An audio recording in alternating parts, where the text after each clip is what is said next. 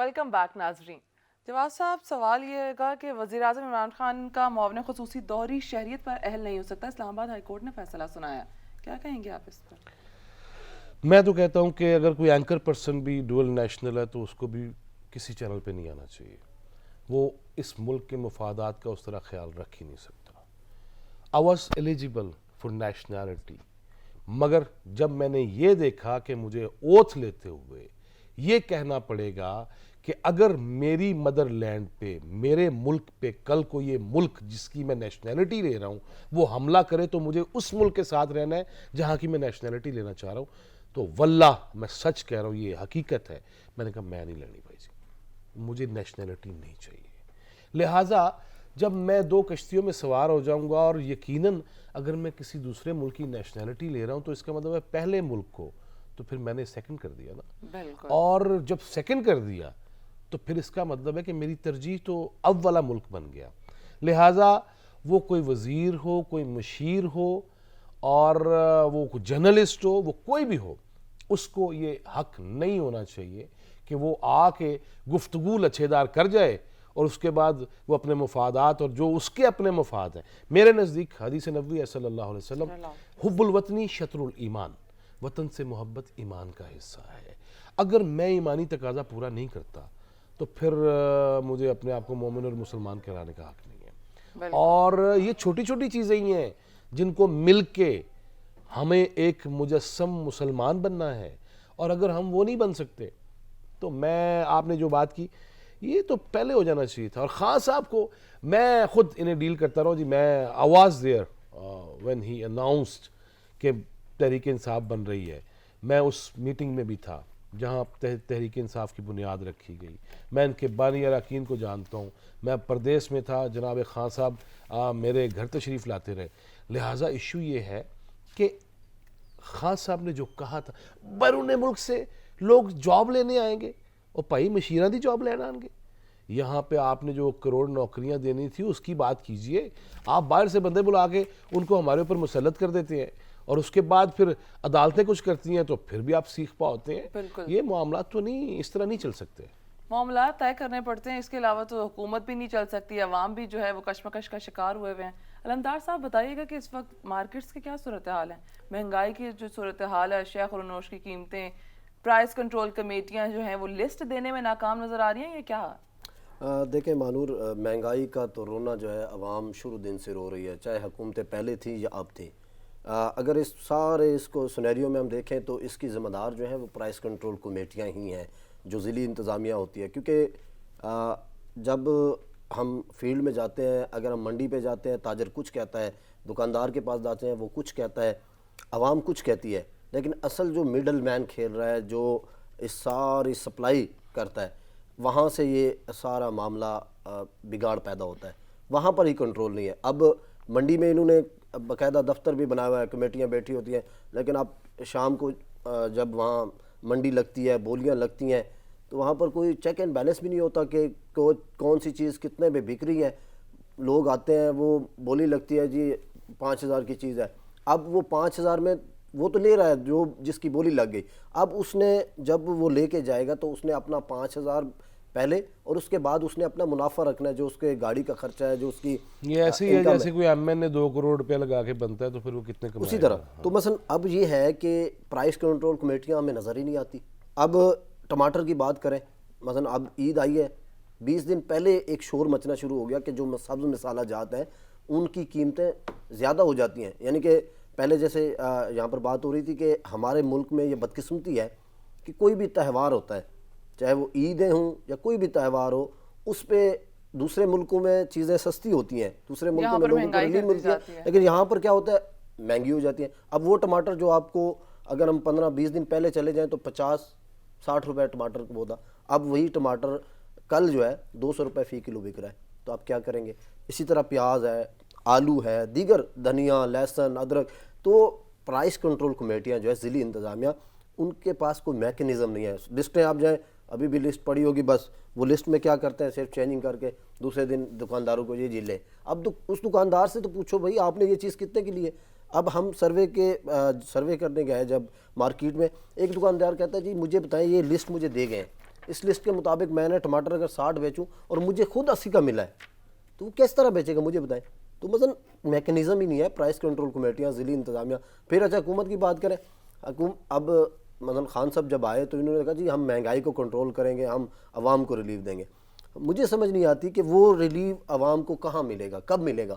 2 سال تو ہو گئے کہ آپ اپنے اداروں کو, مثلا اگر ضلعی انتظامیہ ہے, پرائس کنٹرول کمیٹیاں, حتیٰ کہ جو بازار لگتے تھے, ابھی تو کیونکہ کرونا کی وجہ سے انہوں نے بیچ میں ایک آدھ بازار کھولا, وہاں پر بھی یعنی کہ باہر تو چھوڑیں, وہاں پر بھی مثلا ان سے مینجمنٹ نہیں ہو پا رہی, وہاں پر بھی انتظامیہ یعنی کہ دکاندار اپنی من مانی کرتے نظر آتے ہیں. مارکیٹ کی تو بات ہے. دکانداروں کی تو چلو منمانیاں ہیں, حکومت جو ہے, پرائس کنٹرول کمیٹیاں, ضلع انتظامیہ سب ناکام نظر آ رہی ہیں.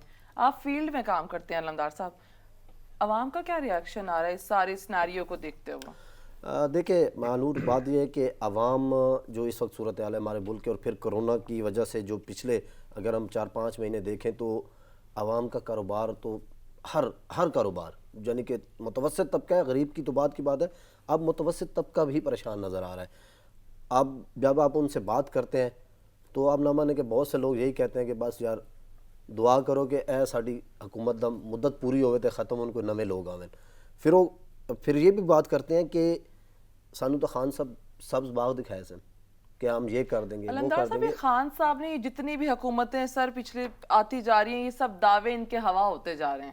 یہ تو کسی ایک حکومت کا کام نہیں ہے. نہیں, ہم حکومت وہی کہہ رہا ہوں, عوام جو ہے وہ ہر حکومت کو مدت پورے ہونے کا انتظار کرتی ہے. میں آپ کو چھوٹی سی بات دوں کہ ہم اکثر بات کرتے ہیں کہ عوامی نمائندے کوئی بھی ہو, کسی بھی جماعت سے اس کا تعلق ہو, چاہے وہ ایم پی اے ہو, اپنا رکن قومی اسمبلی ہو, جب وہ ووٹ لیتا ہے اپنے حلقے کے اندر تو وہ بہت سے وعدے کرتا ہے اپنی عوام سے, وہاں کے لوگوں سے کہ انشاءاللہ میں آپ کے تمام مسائل حل کروں گا. پھر اصل میں مسئلہ یہ ہے کہ جب یہ اقتدار کے ایوانوں میں آتے ہیں یہ عوامی نمائندے تو یہ عوام کو بھول جاتے ہیں. جو میری اپنی یعنی کہ ہم نے دیکھا ہے کہ یہ عوام کو وہ بھول جاتے ہیں. کیوں؟ اقتدار انہیں مل چکا ہوتا ہے, وہ برجمان ہوتے ہیں. ایک آدھ عوامی نمائندہ مجھے بتائیں کہ جس نے جا کے ان دنوں میں, باقی بات کی بات ہے, وہ مارکیٹ میں گیا ہو, کوئی عوام کا حال پوچھا ہو کہ آپ کیا. اب عوام سے جب پوچھتے ہیں, عوام کہتے ہیں جی اسی مرن دیں, اسی ہوں مرنا پسند کر دیں اس جین تو جی اس وقت صورتحال ہے, یعنی کہ مہنگائی اتنی زیادہ ہو گئی ہے. تو کیا کریں؟ بات کر رہے ہیں, دیکھیے کراچی کے اندر جو حالت ہے, وہاں کے ایم این ایز جو ہیں فنڈ اکٹھے کیے, انہوں نے نعرے کیے ہم نالے خود صاف کریں گے, فوج نے تسی گٹر صاف کرنے رکھ لیا. مجھے بتائیں کہ یہ کیا کر رہے ہیں, کہاں گئے وہ ملنسار اور اسار والے لوگ جن کی یہ کمیٹیاں بناتے تھے, جن کے ورکرز نعرے لگاتے تھے کہ جو قائد کا غدار ہے اور فلاں ہے موت کا حقدار ہے. وہ کدھر گئے سارے؟ وہ مصطفیٰ کمال صاحب کدھر ہیں, وہ زیدی صاحب کدھر ہیں, فیصل واڈا صاحب کدھر ہیں, جناب عارف علوی صدر پاکستان ہیں, ان کا شہر ہے. اور اگر یہی صورتحال رہنی ہے تو پھر میرا خیال ہے سارے کام ہی پھر فوج کو دے دینی چاہیے, پھر ایک قدر ہی بیٹھے نہیں. لہٰذا ہمیں یہ چاہیے, دیکھیں آپ جو بات کر رہے ہیں نا, وہ میں کہتا ہوں کہ ایک ایم پی اور ایم این اے جب وہ اپنے حلقے میں جاتا ہے ووٹ لینے کے لیے, جو بات علمدار کر رہے تھے, وہ جب یہ کہتا ہے میں تو نالی پکی کراواں گا, وہ اسی وقت سے جھوٹ بولنا شروع ہو جاتا ہے. ایم این اے کا ایم پی اے کا کام نالی بنوانا نہیں ہے, M N A M P A کا کام کسی کی سڑک بنوانا نہیں ہے, M N A M P A کا کام کسی کے گھر کے باہر سے جو ہے وہ سوئی گیس کے کنیکشن دلوانا نہیں ہے, M N A M P A کا کام کسی کے بجلی کے میٹر لگوانا نہیں ہے. اس لیے کہ اس کا کام لیجسلیشن میں حصہ لینا ہے, اس کا کام قوانین بنانا ہے, اس کا کام ہے کہ جس میں کچھ سکم رہ گئے ہیں, جس میں غلطیاں رہ گئی ہیں وہ کرے. ہم یہاں پہ آغاز میں ہی جھوٹ بولنا شروع کر دیتے ہیں کہ میں تہاڈی دھی نوں نوکری دوا دیاں گا, میں تہاڈے پتر نوں کلرک لوا دیاں گا. اب ہم بولنا ہی جھوٹ شروع کر دیتے ہیں.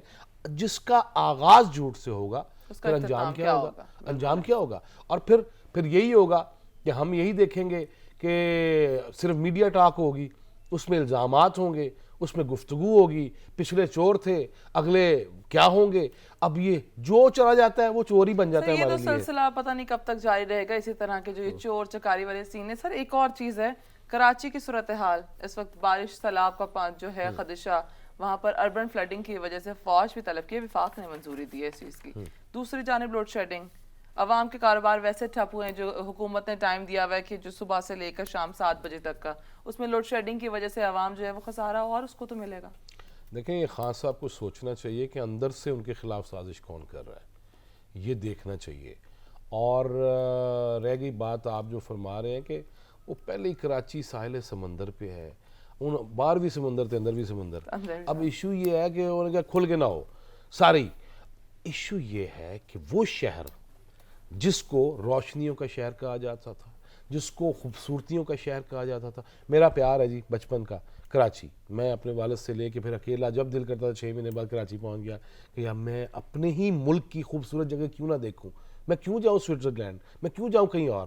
لیکن ایشو یہ ہے کہ اس کو جتنا پرا گندہ کر دیا گیا، جتنا اس میں میل کچیل بھر دی گئی، پھر ہمارے تعصبانہ رویے، پھر ہماری گفتگویں، یہ سارے مل کے اس کراچی کو داغدار کر دیا انہوں نے. اور نعرے لگانے والے ہر جماعت نعرہ بہت بڑا لگاتی ہے، خوبصورت لگاتی ہے، عملاً کسی نے کچھ نہیں نعرے کیا. بازی کی جاتی ہے سر، وہ تو آپ کی بات بالکل بچا ہے، لیکن صوبائی حکومتیں جو ہیں وہ کارکردگی جن کی جو ہے وہ سوالیہ نشان ان کی ہے. دیکھیں جی بھٹو تو زندہ ہے نا. اور پھر میں زیادہ نہیں کہنا چاہ رہا کچھ. بات یہ ہے کہ اللہ کے بندو ایک عرصے سے آپ مسلط ہیں. میں پیپلز پارٹی کی بات کرتا ہوں، ہمارے بہت سارے دوست ہیں. اب 30 برس کے صحافتی سفر میں بڑی اچھی یاد اللہ بھی ہے بعض دوستوں سے. ایشو یہ ہے کہ کیا ہم نے ساری زندگی بھٹو ہی کھانا ہے؟ ہم نے کوئی کام نہیں کرنا؟ ہم نے صرف اجرکنما چیزیں لگا کے منہ پہ تقریریں کرنی ہیں؟ ہمیں یہ چاہیے کہ آپ کے پاس سندھ کی حکومت ہے، کراچی کے ایشوز ہیں، حیدرآباد کے ایشوز ہیں، سکھر کے ایشوز ہیں، ان کو کون ایڈریس کرے گا؟ ان کو وہ قائم علی شاہ صاحب نہیں تو مراد علی شاہ صاحب آ گئے ہیں. اور بھائی گفتگوؤں سے نہیں پیٹ بھرتے کسی کے، وہ عملاً کرنا پڑے گا، پریکٹیکلی کرنا پڑے گا. اور سیاست یہ نہیں ہے، ہمارے ہاں تو سیاست بھی ایک گالی بن گئی ہے، اور بڑا سیاسی ہے بھی تو. ہم تو یہ بات کرتے ہیں نا آپس میں بھی یہی کہتے ہیں، گھروں میں بھی ہم یہ کہتے ہیں بڑا سیاسی بیان دیا ہے. اس کا کیا مطلب؟ یہ تو عبادت ہوا کرتی تھی.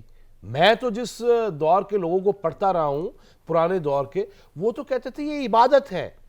اب وہی بات ہے کہ اگر قربانی بھی ہم نے دکھاوے کے لیے عبادت کرنی ہے تو سیاست بھی ویسی ہو رہی ہے. اور اس پہ روزے محشر ڈیفینیٹلی وہ لوگ پکڑے جائیں گے. حساب لیا میرا یہ جائے گا، ایمان ہے کہ جو اچھا مانور، اس پہ میں بات کرنا چاہوں گا. یہ جو کراچی کی آپ بات کر رہے ہیں کہ کراچی ایک تو روشنیوں کا شہر ہے جیسے انہوں نے کہا، دوسرا آپ دیکھیں کہ کراچی آپ کا معاشی ہب ہے، یعنی کہ معیشت کا ہب ہے. اب اگر اس وقت کراچی کی بات کریں، چلیں ہم صوبائی حکومت کو ایک سائڈ پہ رکھتے ہیں. پی ٹی آئی اگر آج حکومت میں ہے، وفاق میں آپ حکومت میں، اس وقت اگر کراچی کے اندر کراچی کی جو نمائندگی ہے، کراچی کی عوام نے کس کو نمائندگی دی ہے، آپ کے سامنے میں رکھتا ہوں کہ اس وقت کراچی کے 14 MNA وہ حکومتی اس سے تعلق رکھتے ہیں، 28 MP ہیں. آپ دیکھیں کہ بلدیہ کس کے پاس رہی کراچی میں؟ MQM کب سے، یعنی کراچی میں اگر دیکھا جائے تو MQM ہی رہی. ٹھیک ہے، حکومت ہے پیپلز پارٹی کی، اس میں کوئی شک نہیں، لیکن کراچی کے اندر جو عوامی نمائندے ہیں اب انہی، یعنی کہ اگر ہم نام لیں فیصل واڈا صاحب کے، اب ماضی میں وہ تصویریں بنا کے لگاتے تھے، کسی بھی مثلا کدھر کچرا پڑا ہوتا تھا پیچھے بیٹھ جاتے تھے، یہ دیکھیں جی کراچی میں یہ کچرا پڑا ہے. عالمگیر صاحب ہیں، اسی طرح علی زیدی صاحب ہیں، آج گورنر سندھ خود اسماعیل، وہ کہاں صدر عارف علوی کو آپ دیکھیں آج صدر مملکت ہیں، وہ ماضی میں جب بارشیں آتی تو وہ اس میں، تو آج آپ کہاں ہیں؟ چلیں چھوڑیں پیچھے کسی نے کچھ نہیں کیا، آج تو آپ کی حکومت ہے. آج آپ اپنے MNAs کو وہاں پر ایکٹیو کریں، آپ اپنے MPA کو کہیں. اور پھر آپ نے کیا کیا کہ جو آپ نے ان کو فنڈز بھی دیے، وہ فنڈز کہاں لگے؟ کراچی تو آج دیکھیں نا، کراچی کی صورتحال یہ ہے، کراچی کا شہری جب بارش آتی ہے تو کراچی کے شہری 10 مثلا باہر نہیں نکل سکتا، ان کے مثلا لوڈ شیڈنگ کا اپنا مسئلہ بنتا ہے، کتنے لوگ مر جاتے ہیں. اب بارش جب آتی ہے اس طرح لگتا ہے کہ گلیاں نہیں ہیں، وہاں پر وہ ایک سیلاب کی صورتحال ہوتی ہے، تالاب بنی ہوتی ہیں گلیاں. تو بھائی جیسے یہ بات کر رہے ہیں کہ اپنی ذمہ داری پوری کرے ہر بندہ. مثلا ہم نے یہ دیکھا کہ ابھی جو بارش آئی صورتحال بنی، کریٹیسزم مثلا دونوں طرف سے الزامات لگ رہے ہیں. بھائی اگر انہوں نے کام نہیں کیا، آپ کام کریں، آپ تو اپنی ذمہ داری پوری کریں. الزامات پہ الزامات لگے ہوئے ہیں، اصل میں بیچ میں عوام جو ہے وہ پس رہی ہے، عوام کے مسائل حل نہیں ہو رہے، چاہے وہ بارشوں کی وجہ سے ہوں، چاہے مہنگائی ہو، دیگر جتنے مسائل ہیں. جیسے انہوں نے کہا کہ ایک جو MNA آتا ہے، MP آتا ہے، اس کی سب سے پہلی ذمہ داری ہے کہ وہ پارلیمنٹ کے اندر بیٹھ کے ایسی قانون سازی کرے جس سے ملک کا نظام بھی چلے، عوام کو بھی ریلیف ملے. مثلا آپ اگر اپنے ہمارے جتنے نظام ہیں ان کو دیکھیں، عدالتی آپ کا انصاف کا جو نظام ہے، اس وقت کتنا انصاف مل رہا ہے عوام کو، کتنے لوگ ہیں جو اپنے انصاف کے اتنا انصاف ہے جتنا تحریک انصاف میں ہے. مثلا اس کے ساتھ اگر آپ احتساب کی بات کریں، آج احتساب کا جو عمل ہو رہا ہے اس پہ کتنے سوالات اٹھ رہے ہیں. تو جو چیزیں کرنے احتساب والی کے عمل پر تو سوالات اٹھ ہی رہے ہیں، لیکن سر جو اس وقت کی کرنٹ سچویشن دیکھا جائے، کراچی کی صورتحال دیکھ لی، پشاور کی دیکھ لی، صوبائی حکومتیں نالا نظر آ رہی ہیں، لیکن اپوزیشن جماعتیں مل کر عید کے بعد حکومت کے خلاف ایک اعلان کرنے والی ہیں، اس پر کیا کہیں گے آپ؟ دیکھیں جی ان کا بھی تو کچھ کام ہے نا، یہی کام ہے ان کا اپوزیشن، اور کیا کر سکتی ہے اپوزیشن نے. ٹف ٹائم دینا ہوتا ہے، جس طرح خان صاحب نے دھرنے دیے، بالکل خان صاحب نے ہمیشہ گفتگو کی، اوے میں چھڈا گا نہیں ڈپٹی، وہ سارا کچھ انہوں نے یہی کیا نا. اب اپوزیشن تو میں سمجھتا ہوں کہ بڑی مہربانی اپوزیشن کی کہ اس لیول پہ نہیں گئی زبان و انداز میں، ورنہ اس قوم کے بچوں کے اخلاق کو جتنا متاثر کیا خان صاحب کی سیاست نے. اوئے توئے بچہ بھی اب، میرا بیٹا بھی اب مجھے یہ نہیں کہتا بابا آپ بیٹھ جائیں، بابا بیٹھ جاؤ، ٹھیک ہے. اب جاؤ اور جائیں کا فرق ہم نے، یہ ہمارا میڈیا کا بھی اس میں بہت رول ہے، لیکن ہم نے وہ چیزیں کی ہی نہیں جن کو کرنا چاہیے تھا. اپوزیشن نے اس کا کام ہی یہ ہے، انہوں نے بھی تو کل کو منہ دکھانا ہے نا، منہ دکھائی ان کی بھی ہونی ہے، لہٰذا وہ بھی یہی گفتگو کریں گے. لیکن ایشو پھر وہی ہے کہ کیا اپوزیشن نے ماضی میں اپنی غلطیوں سے کچھ سیکھا کہ نہیں سیکھا. اور وہ بقول شیخ نہیں کہتے نٹ فٹ تے بولڈ فٹ تے فلاں فٹ تے فلاں فٹ. آج بھی میں دیکھ رہا تھا جناب شیخ فرما رہے تھے کہ عید کے بعد یا اگست میں جو ہے وہ کچھ حکومتی لوگ بھی گرفتار ہوں گے. وہ ہر مہینے ڈیڑھ بعد نا وہ ایک ایسی چیز کر دیتے ہیں، وہ بندے کہتے ہیں پتہ نہیں کی ہونے لگا کچھ ہونے ہے. والا ہے. بات یہ ہے کہ وہ یہی کہتے ہیں نا میں گیٹ نمبر 6 سے جاتا ہوں اور آتا ہوں، وہ ہمیشہ یہ کوشش کرتے ہیں. لیکن ایشو یہ نہیں ہے، ایشو پھر وہی پانی کا مسئلہ کیسے حل ہوگا. ایشو یہ ہے کہ بجلی کا معاملہ، چلیں اللہ اللہ کر کے میں نے وہ سارے ماحول کو دیکھا کہ لوڈ شیڈنگ کم ہوئی، اب پھر سے اس کا عذاب بڑھ رہا بڑھتا ہے، جا رہا ہے. اور مہنگائی ہے، ناانصافی ہے. جس ملک کی عدالتوں کے باہر ٹاؤٹس کھڑے ہوں، پیسے لے کے گیٹ کے اندر لے کے جائیں، مجھے بتائیں وہاں انصاف کیسے ملے گا. کیا یہ چیف صاحب کو نہیں پتا؟ پتا ہے سارا کچھ، مگر وہی کہ لیجسلیشن کون کرے گا، کون کہے گا کہ ماتحت عدالتوں کے اندر اتنے کیسز ہیں تو اس کے لیے ججز زیادہ چاہیے، اور پھر جج بھی ارشد ملک کی طرح اگر ہوں گے تو پھر کی بنے گا میرا تیرا. یہ بڑا سوالیہ نشان ہے. بحیثیت مجموعی بہت سارے ایسے مسائل ہیں جس کو قومی اسمبلی میں، سینٹ میں زیر بحث آنا چاہیے. اب اگر ادھر سے میں دیکھتا ہوں جناب مشاہد اللہ خان وہ اپنی شاعرانہ انداز میں گفتگو ان پہ کر رہے ہوتے ہیں، ادھر سے مراد سعید صاحب آتے ہیں تو وہ بازو چڑھا کے آتے ہیں. بھائی اب آپ منسٹر ہیں، اب آپ ذمہ دار ریاست ہیں، اب آپ ذمہ دار سیاست ہیں، آپ کے ذمہ کچھ اور بھی چیزیں ہیں. سر اب بالکل ساری بہت زندگی ساری وہ آئے گا وہ کرے گا responsibilities منہ پہ ہیں. دے مارے گا، یہ تو نہیں چلے گا نا. ان سب کو رسپانسبلٹیز کو ظاہر سی بات ہے حکومت کو چاہیے پورا کہ صوبائی حکومتوں کو چاہیے کہ اس کو بھی پورا کرنا چاہیے، لیکن تمام اپوزیشن جماعتیں جو ہیں وہ حکومت کو تنقید کرتی نظر آتی ہے، حکومت اپوزیشن جماعتوں پہ تنقید کرتی نظر آتی ہے. جو ملک مسائل کا شکار ہے اس وقت، کورونا کی ایک صورتحال، دوسری مہنگائی، تیسرا عوام غربت کا شکار ہوتی جا رہی ہے. سر ہاؤ اٹ اوورکم، کیسے کور ہوگا؟ دیکھیں مجھے نہیں لگ رہا، میں پھر وہی کہوں، آغاز میں نے کہا تھا کہ اللہ نہ کرے کہ میری گفتگو ویسی ہو. اللہ تعالیٰ بدلنے والا ہے چیزیں، وہ کن کہتا ہے اور اس کے بعد فیکون ہو جاتا ہے. اللہ کرے، لیکن اللہ نے بھی کوئی ٹھیکہ نہیں خدا نہ خاصہ لیا ہوا کہ تسی جو مرضی کری جاؤ، میں نے بہتر ہی کرنا ہے آپ کے لیے. ایشو یہ ہے کہ تنزلی کا شکار ہم مزید ہوں گے. مجھے جو نظر آ رہا ہے میری دانست میں ایشوز بہت سارے ہمیں درپیش ہوں گے، اور اس میں اخلاقی طور پہ دیوالیہ پہلے نکل چکا ہے، مزید ہوگا. اس میں روزگار سے، معاشی معاملات سے، دیگر ایشوز پہ مجھے تو آگے اندھیرے نظر آ رہے ہیں، اور مجھے ابھی تک روشنی وہ ٹنل کے اینڈ پہ بھی نظر نہیں آ رہی. اور یہ ساری چیزیں ان سب کو لے بیٹھیں گی، اور انٹرنیشنل جو سازشیں ہیں ہمارے خلاف بین الاقوامی، ان میں مزید جان آ رہی ہے. وہ پاکستان کو آگے بڑھتا ہوا نہیں دیکھ سکتے. آپ نے اپنے انٹرو میں کشمیر کا ذکر کیا، سال ہو گیا ہے، بالکل حالت جنگ میں ہے، کمانڈ تبدیل نہیں ہونی چاہیے حالت جنگ میں. اوکے میں نے مان لیا، میں سیلوٹ کرتا ہوں اپنے سپہ سالار کو، لیکن وہ کشمیر کتنے گیا، وہ کدھر گیا وہ معاملہ. وہ ہم کب دیکھیں گے کہ برہان مظفر وانی کی شہادت کے بعد سے جو جوش تھا، جو ولولہ تھا، اب وہ کدھر گیا؟ ہم سا گیا. اب مجھے بتایا نا کہ وہ کرفیو اب نہیں ہے. میڈیا کا لیول کہاں پہ چلا گیا کشمیر کے والے سے؟ 5 اگست کو ایک دفعہ پھر ہیڈ لائنز آئیں گی، پروگرامز ہوں گے، ہر اینکر بھاگ رہا ہے مظفر آباد کی طرف، وہ وہاں سے سارے خانہ پوری ہو جائے گی. اس کے بعد کیا ہوگا؟ کیا ہم نے دیکھا؟ کی صورتحال پہ جیسے آپ نے بات کی، کل سنت ابراہیمی کی ادائیگی کرنی ہے، کرفیو جیسے وہاں پر نافذ کیا گیا ہے، وادی میں پہرے لگائے گئے ہیں، خوراک کی قلت ہے، ادویات کی قلت ہے، کورونا کی صورتحال میں بھی عوام اسپتال جانے سے ان کو سہولیات میسر نہیں کی جا رہی. کیسے ممکن ہوگا یہ؟ کل کی کیسی سچویشن دیکھ رہے ہیں آپ؟ دیکھیں یہ ہمارے ذمہ داران کو بھی سوچنا ہوگا، اور وہ ذمہ داران جو بین الاقوامی مامے ہیں نا، جو کہتے ہیں جی بلی کتے کے بھی حقوق ہوتے ہیں، ان کو یہ نظر نہیں آ رہا. پہلی دفعہ کانسیپٹ یہ آیا ہاف ویڈو کا کشمیر کے اندر، کہ عورت کو پتہ ہی نہیں ہے کہ میں بیوہ ہو چکی ہوں یا نہیں ہو چکی. پہلی دفعہ یہ بھی آیا کہ اگر آپ نے جنت والی جیل دیکھنی ہے تو کشمیر کو دیکھ لیں، کہ وہاں پہ وہ جنت نظیر ہم کہتے ہیں نا، وادی جنت نظیر کشمیر، اور وہ جیل بن گیا ہوا ہے سارا. یہ کسی کو نظر نہیں آ رہا.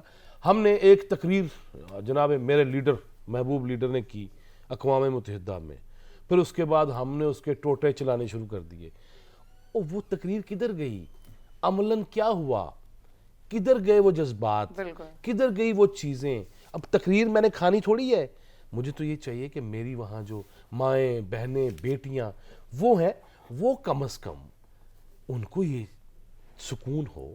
پرانے دور میں ہم سنا کرتے تھے کسی جگہ پہ حکمران ہوتا تھا تو دور دراز کے علاقے کے لوگ بھی کہتے تھے کہ فلاں ہماری مدد کو پہنچے گا. اب تو میں تو یہ دیکھ رہا ہوں کہ سیاہ رات ہے. کون سی عید؟ مجھے خود عید مناتے ہوئے شرم آ رہی ہے کہ اگر میں جسم واحد ہیں امت مسلمہ، تو پھر مجھے فلسطین کے لوگوں کو سامنے نہیں رکھنا بالکل ہمیں لوگوں مجھے کا کشمیر کے لوگوں کو سامنے نہیں رکھنا بالکل ایسا ہی ہے. اچھا مانور، اس پہ آخر میں ایک چھوٹا سا پیغام کہ میں جو مقبول کشمیر کی اب صورتحال پہ میں اس پہ جو اقوام عالم ہے، اقوام متحدہ ہے، صرف اس سے یہی کہنا چاہتا ہوں کہ آپ کا ضمیر کب جاگے گا؟ کشمیریوں پہ بھارت نے ظلم کی انتہا کر دی ہے، آپ کا ضمیر کب جاگے گا؟ اس وقت آپ کی جو پوزیشن ہے یعنی اقوام متحدہ کی، بہری اندھی گونگی بنی بیٹھی ہے، اس کو نظر نہیں آتا. تو ایک دن یہ ہے کہ کشمیر انشاءاللہ ایک دن جلد آزاد ہوگا، جو کشمیریوں کی جدوجہد ہے، لیکن ان کو جواب دینا ہوگا. صحیح. ہمارے ساتھ اسٹوڈیو میں بات کرنے کے لیے موجود تھے، ملک کی سطح پر بات چیت کی جا رہی تھی، سینئر تجزیہ کار جواد فیضی صاحب اور نمائندہ سچ نیوز علمدار بلوچ. آپ دونوں حضرات کا وقت دینے کا بہت شکریہ. ناظرین، یہاں پر وقت اختتام پذیر ہوا. مجھے دیجیے اجازت. اللہ حافظ.